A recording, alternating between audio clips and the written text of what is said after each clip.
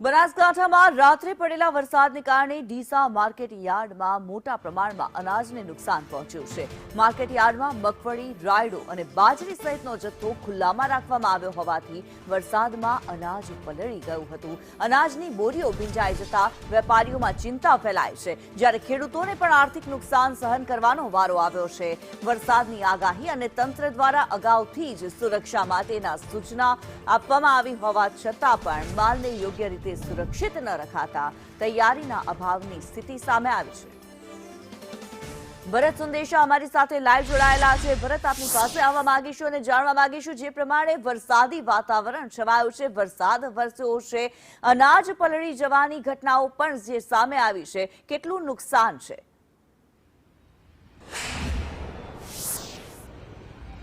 કિન્નરી ચોક્કસથી ગુજરાત હવામાન વિભાગ દ્વારા 15 દિવસ અગાઉ જાણ કરી દેવામાં આવી હતી કે વાવાઝોડું અને વરસાદ ત્રાટકશે, અને ત્યારબાદ વહીવટી તંત્ર દ્વારા પણ જાણ કરી દેવામાં આવી હતી। પરંતુ ડીસા માર્કેટયાર્ડના સ્થાનિક વેપારીઓ અને માર્કેટયાર્ડના સત્તાધીશોની ક્યાંક નિષ્કાળજીના કારણે આજે વેપારીઓને લાખો રૂપિયાનું નુકસાન થવા પામ્યું છે।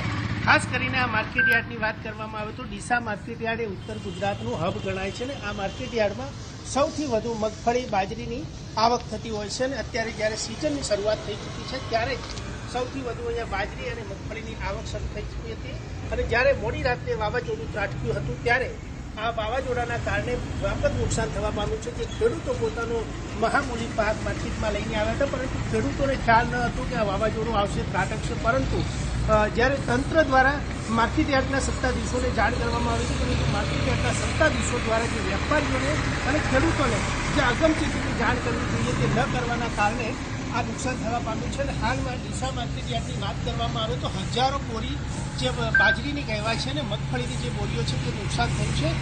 સ્થાનિક ખેડૂતોનું કહેવું છે કે માર્કેટયાર્ડના સત્તાધીશો દ્વારા કોઈ પ્રકારની જાણ કરવામાં નથી આવી, અને વેપારીઓ પણ કહેવામાં આવી રહ્યું છે કે માર્કેટયાર્ડ દ્વારા મોડી સાંજે સોશિયલ મીડિયા દ્વારા જાણ કરવામાં આવી હતી, પરંતુ મોડી સાંજે મજૂરો ન મળવાના કારણે, જે હમાલ ભાઈઓ ન મળવાના કારણે આ માલ પલળી ગયો છે, અને હાલમાં ખેડૂતોને લાખો રૂપિયાનું નુકસાન સહન કરવાનો વારો આવ્યો છે। કિન્નરી, ધન્યવાદ ભરત આ માહિતી માટે।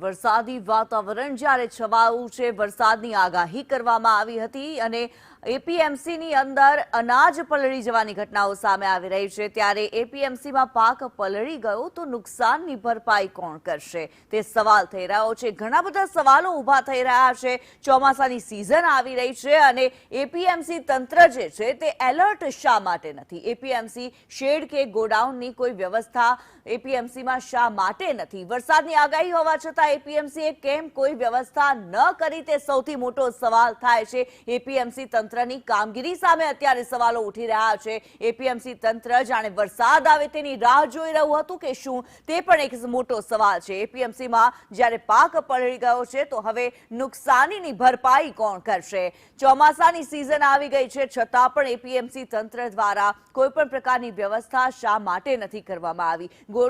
ગોડાઉન કે પછી શેડની વ્યવસ્થા શા માટે નથી કરવામાં આવી તે અત્યારે સવાલ થઈ રહ્યો છે। એપીએમસીએ વરસાદની આગાહી હોવા છતાં કેમ વ્યવસ્થા ન કરી તે સૌથી મોટો સવાલ।